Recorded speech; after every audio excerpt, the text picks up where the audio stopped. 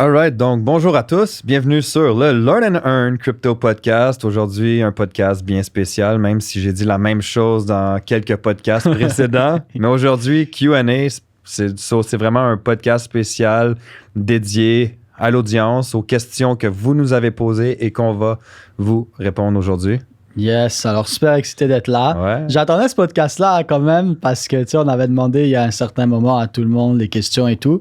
Donc, je serais bien excité de faire ce podcast-là où on va passer à travers les questions de tout le monde. Là, j'ai hâte de voir ça va être quoi les questions. Ouais, moi aussi, j'ai hâte de voir ça va être... Première édition de Question and Answer. Exactement. Donc, on va commencer avec la question d'Aurélie. Qui nous demande, afin de faire un placement à long terme, disant quel serait le meilleur rendement à effectuer ou via quelle plateforme utiliser Binance, Coinbase? Oh, question chaude qu'on peut... Alors, pour commencer, ouais. nous ne sommes pas des conseillers financiers, donc tout ce qu'on vous dit aujourd'hui, tout ce qu'on parle, etc., en aucun cas peut être pris comme un conseil financier. Si vous voulez des conseils financiers, vous devez aller voir un conseiller financier qui est licencié, là, qui a une licence. Donc, peu importe ce qu'on dit aujourd'hui sur ce podcast, en général, ce n'est pas un conseil financier. Vous ne pouvez pas le prendre comme un conseil financier. Là, la question, c'est quel investissement serait intéressant pour 10 ans? Ouais, sur qui pourrait apporter le meilleur rendement à effectuer, puis sur quelle plateforme utiliser. Bon, déjà, côté plateforme, ouais. Pour moi, je préfère passer par de la décentralisation parce qu'à la fin de la journée, si tu mets sur Coinbase, tu mets sur Binance, tu mets sur n'importe quoi comme ça, c'est pas ta plateforme, c'est pas tes clés. Et il y a ce not your key, not your coin qu'on dit toujours en crypto. C'est pas tes clés, c'est pas ta crypto. Qu'est-ce que ça veut dire? Ça veut dire que si Binance ferme, si Coinbase ferme, s'ils décident de geler, s'ils décident d'arrêter de laisser sortir l'argent, et c'est déjà arrivé que pendant certains moments, ils le gèlent et le bloquent, tu peux pas le sortir. Donc déjà, la chose la plus sécuritaire à faire, c'est de l'avoir sur ton cold wallet ou ton hot wallet, que ça soit Phantom, que ça soit MetaMask, que ça soit Ledger, que ça soit avec Trezor, que ça soit avec Exodus. C'est vraiment de l'avoir sur ton wallet à toi. Ouais. Comme ça, déjà là, tu sais que peu importe ce qui arrive, tu l'as. Juste pour faire une petite parenthèse, justement, parce que là, tu as comme combiné Hot Wallet puis Cold Wallet. Ouais. Les Hot Wallets, c'est simple, c'est des portefeuilles qui sont en ligne, comme par exemple MetaMask, Phantom, puis les Cold Wallets, c'est comme Trezor ou Ledger, qui c'est vraiment déconnecté d'Internet. Encore une fois, on a déjà fait des podcasts là-dessus, donc vous pouvez réécouter podcast épisode 2. C'est le premier, ça. Ouais, c'est l'épisode 2, je crois, pour savoir qu'est-ce qui est mieux. Puis justement, ça répond à sa deuxième question en même temps, qui est quel wallet est le meilleur pour regrouper les cryptos. Moi, personnellement, si c'est vraiment, pour du long terme, quand on me dit pour du long terme, je dis, déconnecte ça d'Internet parce que si tu n'es pas prêt à faire comme du trading, tu le mets dans ton ledger, puis tu wait, t'attends. Exact. Si t'attends 10 ans, honnêtement, on fait juste le mettre dans un cold wallet. Littéralement. Puis tu le laisses là, puis t'attends. Ensuite, donc là, les deux questions ont été répondues, mais pour la première partie, ensuite, c'est sûr que si tu veux avoir quelque chose pendant 10 ans, tu vas devoir rentrer dans quelque chose qui est vraiment solide. Parce que la réalité, c'est que la majorité des projets, la majorité des business ne dépassent pas 3 à 5 ans. Pas juste dans la crypto. En général, ça prend 3 à 5 ans dans une business et la majorité ne passe pas 3 à 5 ans. Et c'est la même chose dans la crypto. Il y a de magnifiques projets crypto qui ont lancé et puis ils ont fait un bull run et c'est fini. Alors, si on a cette vision sur 10 ans, ben, on doit aller avec des projets qui sont vraiment les plus gros des plus gros. Et donc là, présentement, honnêtement, bien qu'il y en a que j'adore, j'en ai 2 au moment actuel qui me viennent en tête, c'est Bitcoin et Ethereum. Et voilà. Après, il y en a d'autres qui sont magnifiques et qui ont un très bon potentiel. Mais là, on parle de 10 ans. Puis on parle de savoir est-ce qu'ils vont vraiment durer jusque-là. Est-ce qu'ils vont avoir de la compétition? Est-ce qu'ils vont... On va plus savoir littéralement dans le prochain bull run et voir même l'autre d'après pour avoir vraiment comme un meilleur aperçu de s'ils vont vraiment survivre. Parce que comme tu dis, c'est littéralement... Un bébé. Ouais, mais c'est un business aussi. Ouais. Tu sais, je crois qu'on avait fait la comparaison dans un autre podcast où ce qu'on disait que tu as le marché de la bourse qui sont des actions que tu achètes de compagnies, puis tu as le Forex. Mais c'est comme si le Forex, justement, qui est l'échange des devises, et le marché de la bourse avaient couché ensemble et avaient fait un enfant, et ça donnait la crypto-monnaie. Parce que la crypto-monnaie, c'est l'échange des devises numériques, comme tu peux faire avec le Forex, mais d'un autre côté, c'est quand même des projets dans lesquels tu investis. Ouais. Donc, ouais, moi, je suis d'accord avec ta réponse de Bitcoin et Ethereum. Si c'est pour un rendement sur 10 ans, c'est sûr que là, les gens vont dire, ouais, mais il me semble qu'il y a des altcoins qui font des meilleurs rendements. Ouais, sauf que si tu n'es pas prêt à regarder, à t'informer, puis à vraiment comme... Là, on parle vraiment dans le cas où C'est tu le prends et tu l'oublies. Alors, est-ce qu'il y en a qui vont faire des bien meilleurs rendements que Ethereum et Bitcoin? Presque tous. Ah ouais. Presque tous vont faire des meilleurs rendements parce qu'ils sont déjà gros, Ethereum et Bitcoin. Sauf que Ethereum et Bitcoin, c'est presque sûr qu'ils vont encore être là, tandis que les autres, non. Exact. Alors, si quelque chose disparaît, tu n'as plus de rendement. Tu as bien raison. Donc voilà, c'est ma réponse. Hein. Ben, c'est la mienne aussi. Voilà. OK, super. Donc, question numéro 2. Ben, en fait, deuxième personne, donc Steven de Ruart. Je ne sais pas si j'ai bien prononcé. Donc, sa première question, c'est que avez-vous une formation à conseiller? Je vais donner la réponse. Le lien dans la description. On a une académie. Puis, on offre une consultation qui est 100% gratuite dans laquelle on va regarder ensemble tes objectifs, puis le meilleur plan d'action pour toi pour atteindre ces objectifs-là. La consultation elle est 100% gratuite, ça t'engage à rien, mais on va faire ce plan d'action ensemble et te présenter l'académie de l'intérieur. Mm-hmm. Puis après, tu seras libre de prendre la décision qui te revient. Mais pour toutes les nouvelles personnes, vous avez droit à une consultation. Puis gratuite. Encore une fois, on ne donne aucun conseil financier. Non, exactement. Donc, autant la consultation que l'académie, c'est à des fins complètement... Récréatif. Voilà, c'est juste de l'information. Exactement. C'est juste l'éducation. Ensuite, sa deuxième question, c'est quels sont les must-have pour bien démarrer? Dans le fond, les meilleurs outils pour bien démarrer. Les meilleurs outils pour bien démarrer. Les meilleurs outils pour bien démarrer. Ton savoir. L'éducation. Le savoir en premier. Je pense qu'on a eu la même. On a eu connexion, la même pensée, l'éducation. Et naturellement, les premières choses côté éducation que tu veux comprendre, c'est la sécurité, l'analyse de projet. C'est quoi la crypto? La crypto, la blockchain. Tu comprends c'est quoi la crypto et la blockchain. Ensuite, la sécurité, l'analyse de projet, hein, comment analyser le projet, l'analyse fondamentale, hein, qu'est-ce qui se passe en général 100%. Dans le monde. L'analyse technique, les meilleurs prix d'achat et de vente pour un certain projet. Je dirais ça, c'est la base, mais ça, c'est dans le fond, ça revient tout à l'éducation. Exactement. Puis on en parle dans les premiers épisodes, justement. Donc, on peut se référer aux premiers épisodes. Puis déjà là, ça va répondre à plusieurs questions. Yes. Michael Bureau nous demande une question. J'ai une question pour vous, les gars. Centric CNS, Centric Swap et CNR, Centric Rise. Qu'est-ce que vous en pensez? Plein de Centric. Moi, le seul Non, moi, c'est pas Centric, que je connais, c'est Certic. CERTIK, Certic, qui est dans la cybersécurité, qui est un projet que moi, j'aime bien personnellement. Là. Je pense que moi, je connais pas ces projets-là. C'est quoi Centric? Ouais, c'est ça. Centric, CENTRIC, CNS, Centric Swap, puis CNR qui est Centric Rise. Mais j'ai pas vraiment de réponse à donner parce que je connais pas ces projets-là. Donc, je vais pas me positionner sur... Mais il y a tellement de projets, c'est fou. Le nombre de questions que je reçois comme ça, que tu penses de tel projet, que tu penses de tel projet, mais il y a des centaines de projets tous les jours. Alors, moi, je me concentre vraiment beaucoup sur l'écosystème de Solana, je me concentre beaucoup sur le DeFi et les métaverses, mais je me concentre sur les gros projets ou les projets qui n'ont pas nécessairement encore explosé, mais qui ont des gros partenariats. Mais après, c'est ça le truc avec la crypto, hein, c'est un bébé, donc ça vient de tous les côtés. J'irais lire, je suis curieux, par exemple. J'ai dit, je suis curieux, j'irais regarder c'est quoi. C'est bon.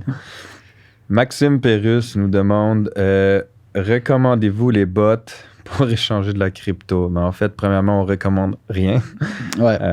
Puis pour ma part, moi, je suis juste pas fan des bots pour la simple et unique raison que ça t'apprend pas à être autonome et que c'est pas safe. Ouais, ben c'est ça. Déjà, la majorité des bots et de tout ce qui existe comme ça, quelqu'un qui traite autour de toi, peu importe.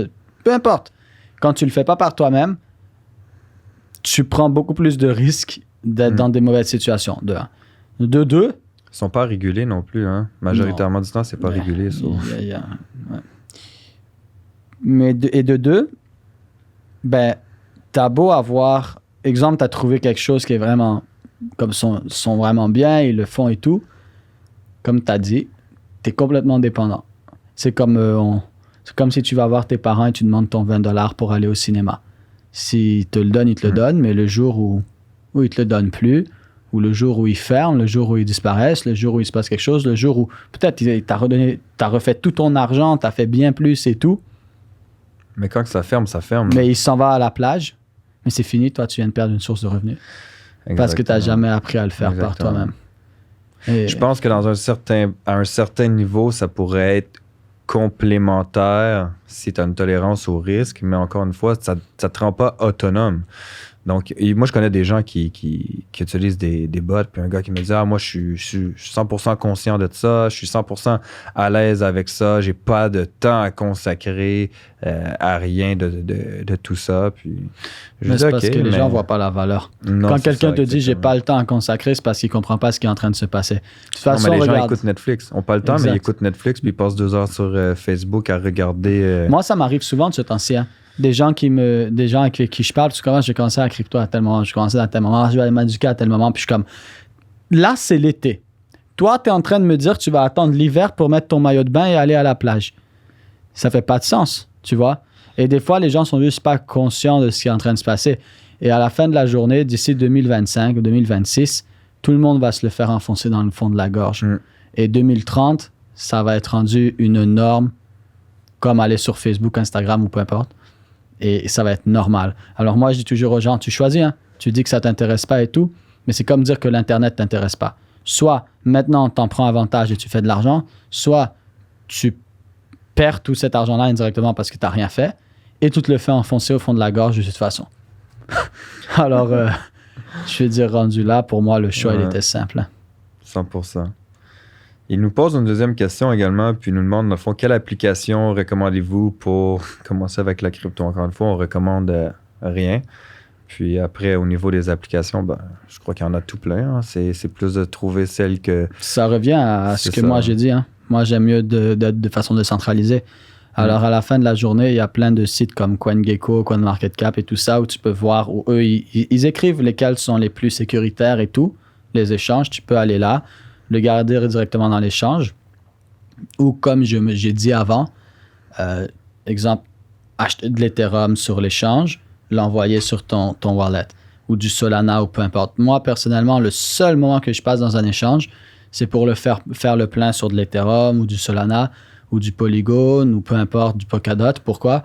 Parce que c'est ça que tu as besoin quand tu es complètement décentralisé pour faire tout ce que tu as à faire dans leur écosystème. Hein. C'est comme tu es au Canada, tu as du dollar canadien, en France, tu as de l'euro. Bon, mais tu es sur Ethereum, dans l'écosystème d'Ethereum, il te faut de l'Ethereum. Mais voilà. C'est tout. Hein. Après ça, moi, je ne les utilise pas. Non. Moi, je pense pour n'importe qui que c'est beaucoup plus sécuritaire d'aller avec les bons gros wallets décentralisés, 100%. hot, cold wallet, même chose, les échanges décentralisés, puis voilà. Et après, pour les échanges de base, tout simplement aller sur CoinGecko et tout ça, ils les ont toutes listées. Vous allez voir la liste au complet. Même quand tu recherches un projet, tu vas en bas, puis ça te dit exactement les échanges sur lesquels... Puis il y a la section échange où ils vous disent les plus sécuritaires, les plus utilisés, puis voilà. Yes. Là, on a Adam Ben Mimoun qui nous demande comment diversifier ses actifs crypto.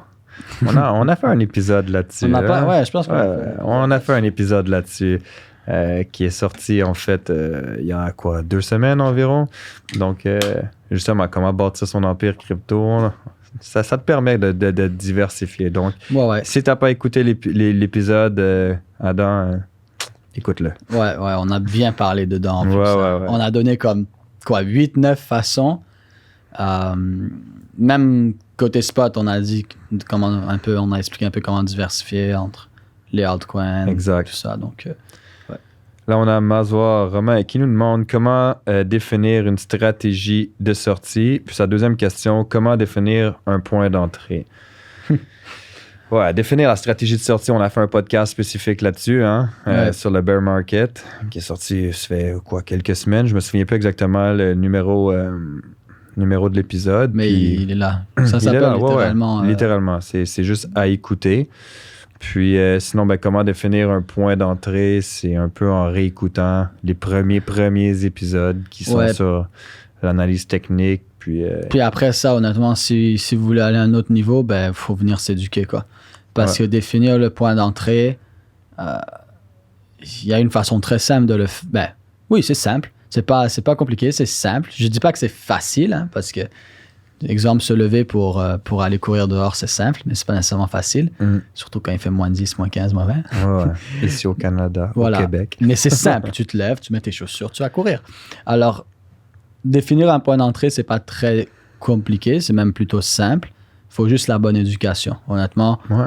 À travers ce qu'on a expliqué dans les podcasts, on l'a couvert. Après ça, il faut aller à un autre niveau. C'est ça, la bonne éducation. Puis, comme qu'on dit dans l'éducation, c'est de penser comme les institutions puis les gros joueurs. Hein, donc, ne pas être être émotionnel, quoi. Non, c'est l'exemple que j'utilise toujours avec la table de billard.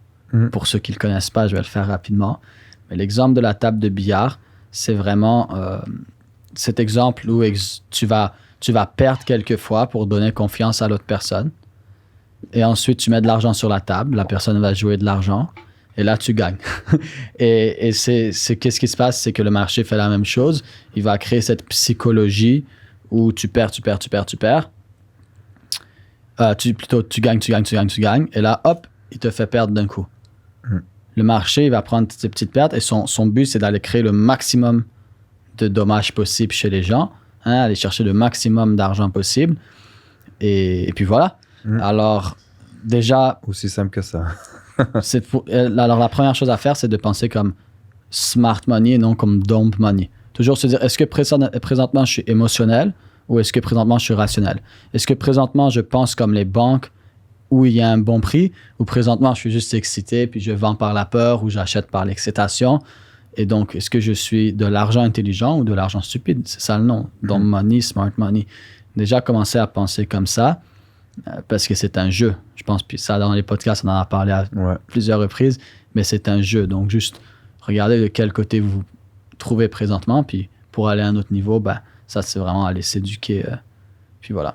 Ouais, puis comme j'aime bien le dire, t'as pas le choix de t'éduquer si tu veux pouvoir réussir, parce que n'importe quel métier que tu fais dans la vie, t'es allé à l'école, t'as étudié pour aller chercher cette éducation-là pour pouvoir avoir un job qui te paie relativement un bon salaire. T'as des gens qui font des études supérieures en finance pour travailler pour des institutions puis ils savent même pas trader. Donc, si tu veux vraiment apprendre à réussir dans tes propres investissements, dans tes propres trades, tu dois pouvoir t'éduquer.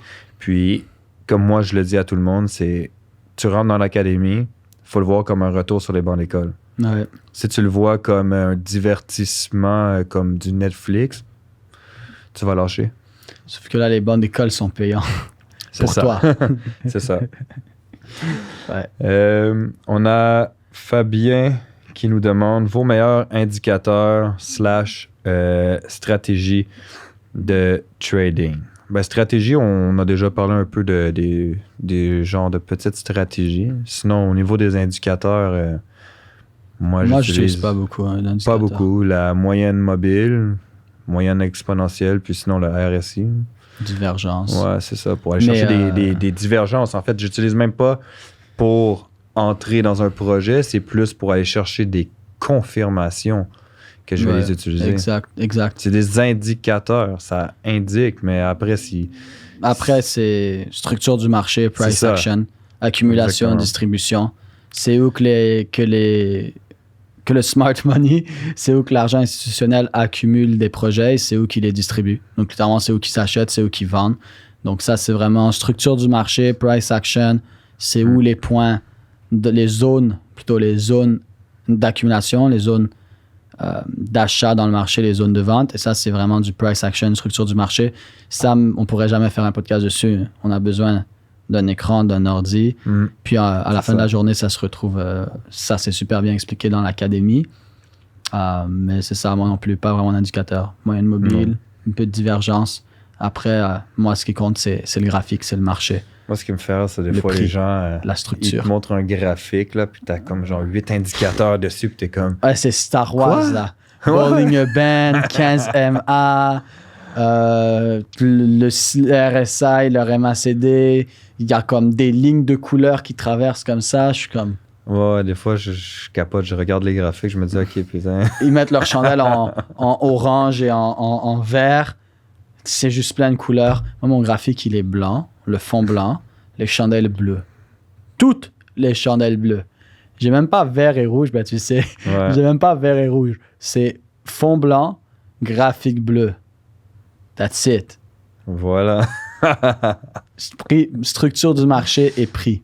C'est où que ça accumule, c'est où que ça distribue. C'est tout. Ouais. Philippe Quintal nous demande, que pensez-vous du futur des DAO? Le futur des DAO. Ouais. C'est sa question. Que pensez-vous du futur des DAO? Ben... je suis pas sûr de comprendre la question. Parce que c'est comme si on disait que pensais-tu de la future de la crypto ou de DeFi. Je suis vraiment pas sûr de comprendre la question, mais en gros, les DAO, c'est ce qui permet justement à la crypto ça a permis à la crypto de grossir énormément, surtout tout ce qui est DeFi.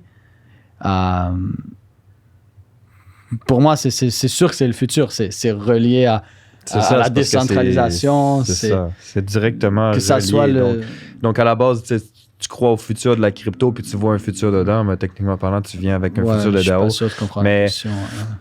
Mais d'après moi, c'est peut-être comme relié avec tous les projets qui peuvent se trouver.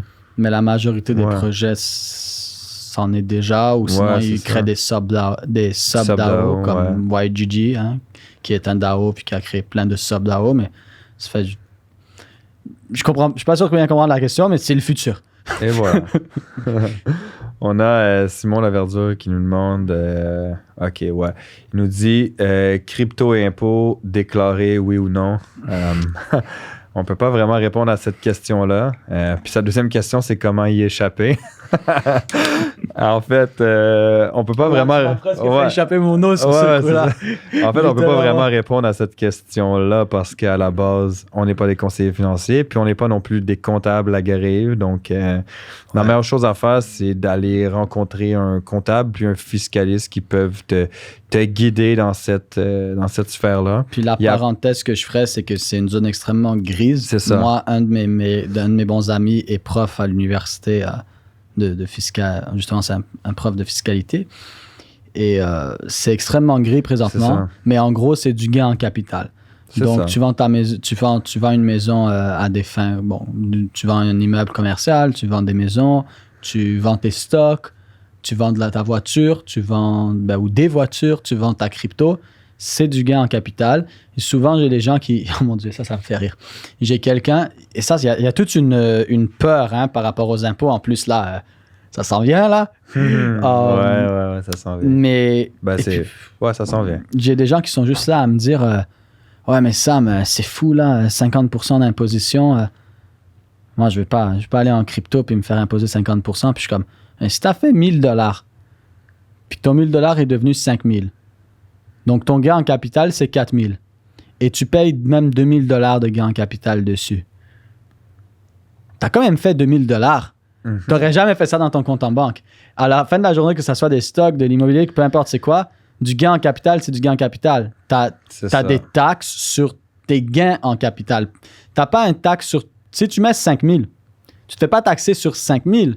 Si ton 5 000 devient 3 000, tu ne te fais pas taxer sur ton 5 000 qui est devenu 3 000. Au contraire, tu peux même prendre le 2 000 de perte et le passer comme de la perte. Tu te fais taxer sur le gain en capital. Donc, si tu prends 1 000 $ et que ce 1 000 $ devient 2 000 $, le 1 000 $ d'investissement de base, ce n'est pas du gain en capital. Et le 1 000 $ qui reste, ça, c'est du gain en capital. Donc là, tu payes les taxes sur ce gain en capital-là. Donc oui, même si ça serait 50%, OK. Mais après, il y a toutes sortes de choses que tu peux faire. Déjà, si tu as ton entreprise, si tu t'incorpores, il y a des choses, tu peux t'incorporer légalement dans d'autres pays aussi.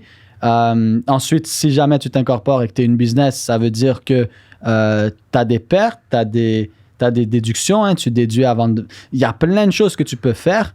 Puis après aussi, voilà, une incorporation, quand tu es incorporé ou quand tu es au personnel, c'est deux choses complètement différentes au niveau de l'imposition. Je m'étais renseigné un peu, mais je suis pas assez connaisseur pour m'avancer sur ce sujet-là.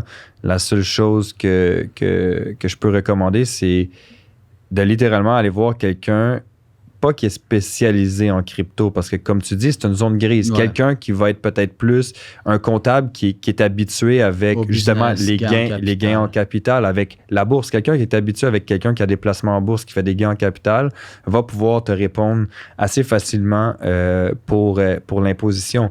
Puis après, au niveau personnel, de ce qu'on m'avait dit, ça dépend de l'activité que tu en fais. Est-ce que tu fais vraiment du trading ou c'est plus au niveau de l'investissement? Parce que c'est littéralement deux choses différentes. Puis il y a plusieurs critères à regarder pour savoir comment que tu vas être imposé. Ouais. Mais au personnel, si tu as un job, puis que tu as un emploi du temps déjà actuellement, puis que tu ne fais pas du trading en tant que tel, si je me souviens bien, peut-être que je me trompe, donc je veux pas que vous preniez ça comme un conseil ou que c'est 100% ce que je vais dire, mais si je me trompe pas, vous êtes imposé à 50% de votre gain en capital sur votre taux marginal actuel. Puis là, je parle de ça au Canada. Ouais. Parce que France, Belgique, Suisse, c'est complètement différent. Là, OK? Donc, je sais pas comment est-ce que ça fonctionne là-bas, mais ici, au Québec, si je me souviens bien, c'est 50% de ton gain en capital imposé à ton taux marginal. So, si tu es imposé à 50% sur ton salaire actuel au niveau de l'imposition, puis que tu as fait 10 000 $ de gain, ben, tu serais imposé sur 5 000 $ à 50%. Donc, tu paierais 2 500 $ d'impôt. Mais c'est la seule chose que je sais. Puis après, au niveau business, c'est 100%. Donc, peu importe le gain que tu fais, puis tout, c'est 100% de ton gain au business, mais sur ton taux d'imposition business. Après, bon, les dépenses qui rentrent là-dedans, que tu as tu peux t'incorporer. Parce qu'on peut vraiment aller sur un autre niveau, mais moi, je connais pas assez pour m'avancer.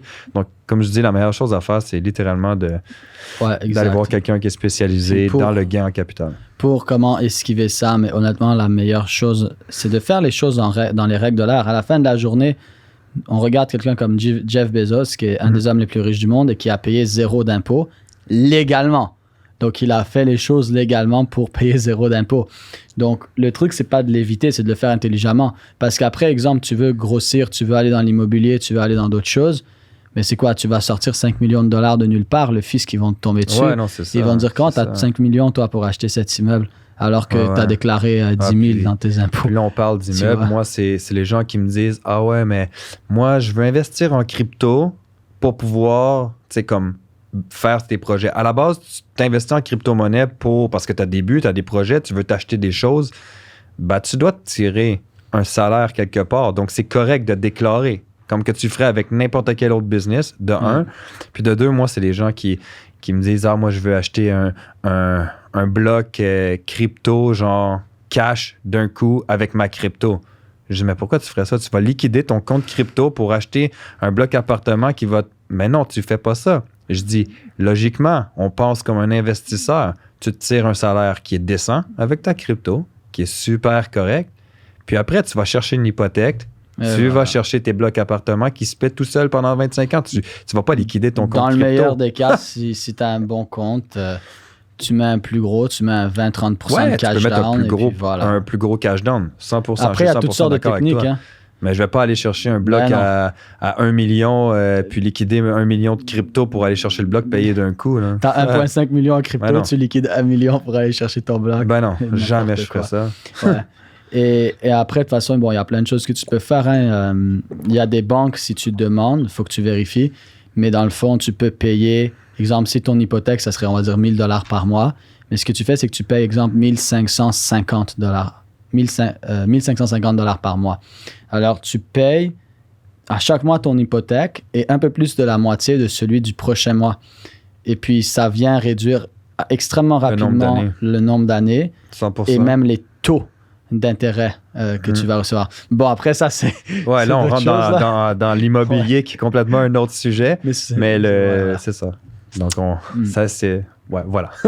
On va Mais, prendre une dernière question de Joseph Moi, je dis on devrait faire une partie 2, tu penses pas? Parce qu'il y en a plein de questions. Ouais, ben en fait, il reste plein de questions, mais on va prendre une petite dernière. Une petite dernière. On conclut ça comme ça. C'est parti. Sa première question, c'est comment diversifier ses investissements en crypto. Comme on l'a dit juste au début, revoir l'épisode sur bâtir un empire en crypto. Ouais, parce qu'on en parle très, très, très complètement. Puis après, sa deuxième question, c'est quoi les métaverses? En une phrase simple, univers virtuel. C'est quoi les métaverses? Ouais. Ça, c'est une phrase simple. Hein? Dis en une phrase simple. Ready Player One. Ouais. Allez voir le film Ready Player One et vous allez savoir c'est quoi un métaverse. Mais pour faire ça en 30 secondes, un métaverse, c'est un univers virtuel, comme un genre de jeu vidéo, mais c'est pas un jeu vidéo. Donc, c'est un univers virtuel où l'économie dans cet univers-là, dans ce jeu-là, mais comme je dis, ça n'est pas un, c'est un peu comme le film Ready Player One. Vous pouvez aller voir la bande-annonce, ça va vous donner une idée. Mais en gros exemple, si on regarde Decentraland, c'est un métaverse. L'économie dans le jeu est réelle. Ce qui veut dire que dans le métaverse, tu achètes des terrains, tu construis des maisons, tu as des musées, tu peux louer des salles, tu peux faire n'importe quoi, il y a des casinos. Ouais, tu peux faire un business dans le métaverse si tu veux. Tu peux bâtir un business. Les lunettes, là, Oculus ou peu importe, Ray-Ban sont en train d'en faire aussi. Et là, bodysuits, là, ils sont en train de faire des bodysuits qui vont chauffer, que tu vas sentir. Ils ont même fait un gant où il y a plein, comme un gant spécial où tu vas bientôt pouvoir aller dans le métaverse, je vais pouvoir te serrer la main, on va pouvoir sentir comme on se serre la main dans les métaverses. Tu sais, si on va un peu plus loin. Fou, en plus, c'est next level. Honnêtement, Mark Zuckerberg a fait une vidéo de 1h30 pour promouvoir Meta, vu qu'ils vont faire un métaverse. Ils sont forts. C'est une bonne vidéo. Mark Zuckerberg est fort. Ouais, et voilà, c'est quoi le métaverse? Va voir la vidéo de Meta, tu vas avoir de tout 1h30 de Mark Zuckerberg. Puis, tu vas comprendre c'est quoi le métaverse. Et pourquoi c'est littéralement le futur. Les réseaux sociaux du futur, même plus que les réseaux sociaux, c'est les métaverses. Et voilà. Donc, on va arrêter là, puis on va faire une deuxième partie avec les prochaines questions, parce qu'il y en a déjà quand même beaucoup. Là, on a fait juste 10 personnes, puis il en reste quelques-unes. Donc, écoutez, guys, n'hésitez pas à nous suivre sur les réseaux sociaux, le lien dans la description. Vous avez accès à de la formation gratuite, vous avez accès au canal Telegram, qu'on partage énormément d'informations, d'actualités, de nouveautés. N'hésitez pas à nous suivre sur toutes les plateformes le plus possible. Puis sinon, on se dit au prochain podcast. Yes. Let's get it. Partie 2 des questions. Yeah.